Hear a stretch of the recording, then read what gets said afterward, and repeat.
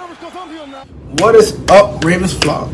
Huge shout out for your support for the 410 Sports Talk. James and Glenn are the best in the business. They're killing it right now. They love talking Raven talk. Make sure you go subscribe to their channel. Let's go Ravens. Big trust. Hey guys, welcome into another episode of 410 Sports Talk. I'm James Haskell, along with my co-host Glenn Martin, and we are here as always, accompanied by DK in the background to talk about our Baltimore Ravens. Glenn, we're going to talk about an update we got today about one Derek Wolfe, who we have not seen yet this season. No howling thus far. But before we talk about the Derek Wolfe news, guys, if you're new to the show, hit the subscribe button. Even if you're not new to the show and you're not subscribed, hit the subscribe button. We do our very best to keep you up to date on all Ravens news, give you the best perspective that we can, provide the best guests that we can, and just make it enjoyable and informational,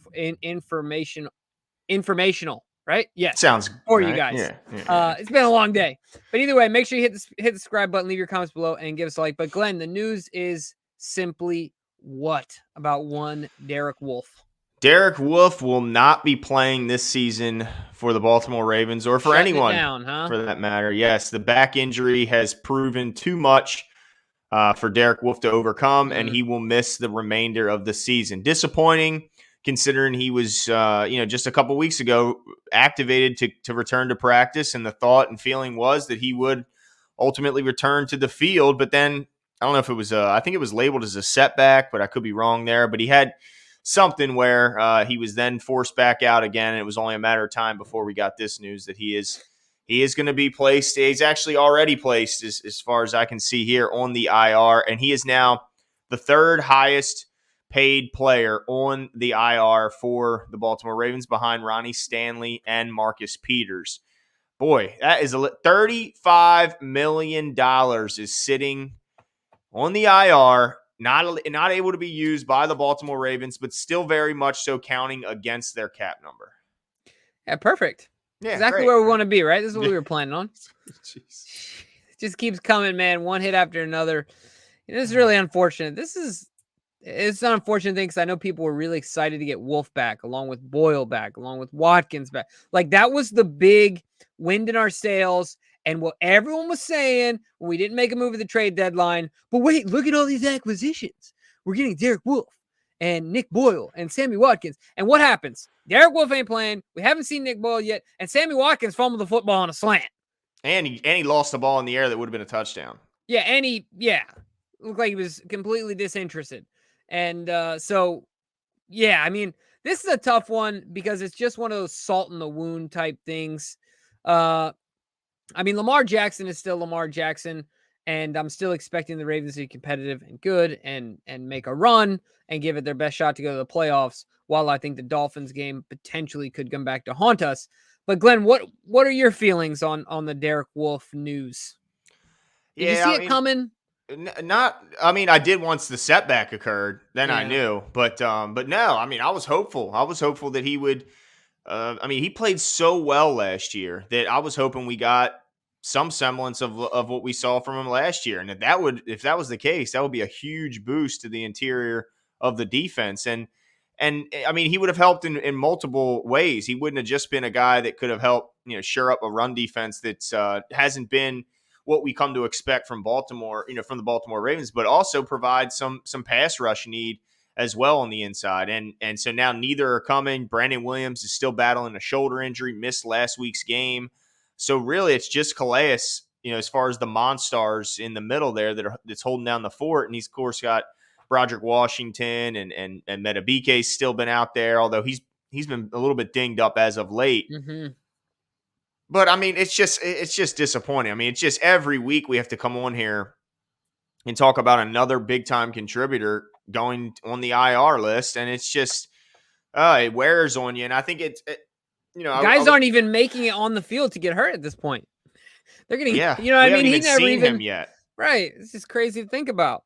Yeah, I mean, it's disappointing because you wonder, like, was a lot of the issues that we saw when they went down to Miami just a lack of depth? I mean, you're talking about a team that was tired, that looked tired going into that Thursday game, and look, I know that the Dolphins were just the same. They played on Sunday and had to again turn around and play on Thursday. But I just wonder if the Ravens had at least half of these guys or a quarter Yeah, of these guys healthy, would would it have been a different outcome because they would have been more rested, had a better yeah. rotation. It gets really hard to not play the hypothetical game once the odds get so stacked against you. You Yep. know what I'm saying? Like initially you're like, all right, let's fight this. Like, let's keep doing this thing and let's keep fighting it. And you use it as a source of motivation. And I think the Ravens will still do that to a certain extent. But as a fan, you start to look at these hypotheticals and you're like, man, JK, Gus, Peters, even Cleveland hasn't really played. Stanley. Stanley. The list goes on. Obviously, Wolfe, and the list is extended beyond that. But Boyle, we haven't seen yet. Now Deshaun Elliott's on Yeah, there. Deshaun Elliott, exactly. So you wonder, right?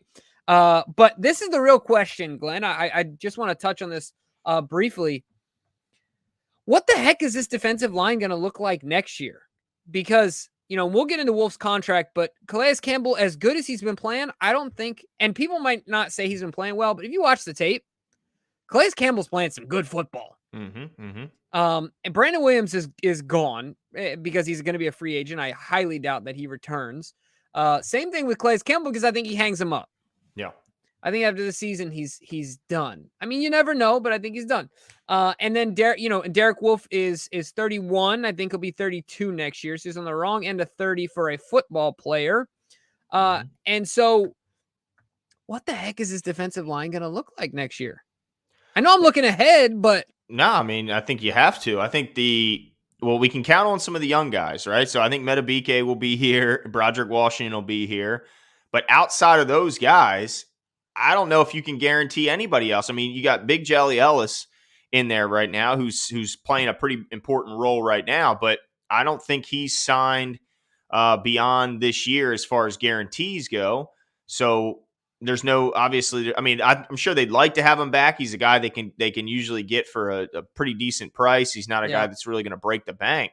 But he's also not a difference maker. No, he's definitely not that. But he is depth, and he is a guy that he does play with some energy, and he knows the defense, so he has value here. I just like that his belly goes up every time he laughs.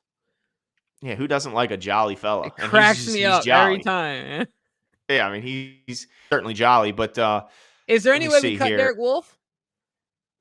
Well, what's the status of his contract? I think we did a little bit digging into that. Yeah, so it doesn't make a ton of sense to cut him because if they cut him next year, he'll carry a $3.6 million worth of dead money against the cap to not play for the Ravens. So while you save $200,000 in NFL terms is monopoly pocket money. change. It's like, yeah, exactly. It's nothing. So I think that they're hopeful that he can recover over this offseason and come back and be the Derek Wolfe of old next year. Or the old Derek Wolfe. That's the fear, is that he's an old Derek Wolfe and that he ends up being the same situation this year where he's battling injury and ultimately doesn't contribute much on the field. And then the following year, they'll almost certainly get out from under that. Still incur a $1.8 million cap hit in dead money, but then they would save $3.5 million. And the interesting thing, once again, not a medic. I never professed to be. At least when I think of a back injury, I think, okay, how can I alleviate pressure to my back? Derek Wolfe is in a position where size and girth is an advantage. Yeah. Like, you don't want to lose it, but I'm assuming he's got to alleviate some of that pressure off of his spinal cord, right? So it's certainly a conundrum when it comes to recovery, keeping weight, keeping healthy weight, but just weight in general, because healthy or not, he can't get pushed around by the guys in front of him, right? Like, I mean, you gotta, You're 100% right. So that's definitely going to be interesting. But yeah, so Derek Wolfe will be here, Metabike, and Broderick Washington, but that certainly does not sound as fun as a Calais Campbell and even a Brandon Williams. So that will be interesting moving forward, and we will hope that EDC gets that done. But for this year, another guy, add him to the pile, Derek Wolfe, out for the season. Unfortunate situation, but at the very least, Glenn, we didn't get used to having him this year, right? Like, it's one of those things where it's like the Amish, they don't know how great internet is. I mean, exactly. If you never had it, you don't miss it, right? Yeah, you don't miss it, but we know as fans because we did see him last year. It's not like he is a Yeah, newcomer to the team. right. We did get to see him last year, and the way he held down the fort when Brandon Williams and Class were out with COVID. I mean, I think we all remember the guy was an absolute monster, Mhm. and was pretty much plugging up the middle by himself. It seemed like at times in that game. So there's no doubt that they're missing something, not having him come back on the field. There's just no way around it. But like you said, at least there isn't. At least this isn't a new injury to this season. At least this isn't something where like, wow, how are we going to replace all that he's given us this year? He hasn't given them anything this year, so you're right in that regard. But I mean, is this a guarantee now? Does this make it? I guess not a guarantee, but does this make it a whole lot more likely that the Ravens are going to go interior defensive line with their first pick next year? Yeah, typical Ravens pick. I mean, obviously, it'll all depend on the board and right, like staying true Yeah, to our board and like best blah blah player blah. available, Jimbo. Yeah, I don't want to hear that crap anymore. I'm over that. Ozzie Newsome's not running the show anymore. I don't believe it. You're so salty over these injuries. It's making you turn on I the oh, front the front office. office. I'm starting I'm starting to lose faith over here. Yeah. I mean, if I had to put my money on it, I think so. But looking way too far ahead, you could go a million places. You could go, I don't know, O-line, right? It Like you could wouldn't plug a few holes there. it wouldn't hurt. I mean, I don't know, safety early in the draft. Yeah. It's going to be interesting to see how it shakes out. But let us know what your guys' thoughts are on the Derek Wolfe injury, on the Ravens' outlook for the defensive line moving forward, and the injuries overall. Give us your thoughts. Am I being overly pessimistic right now? Do I have cause to be more optimistic about the rest of the season? Give us all your thoughts below, and we'll talk to you guys soon.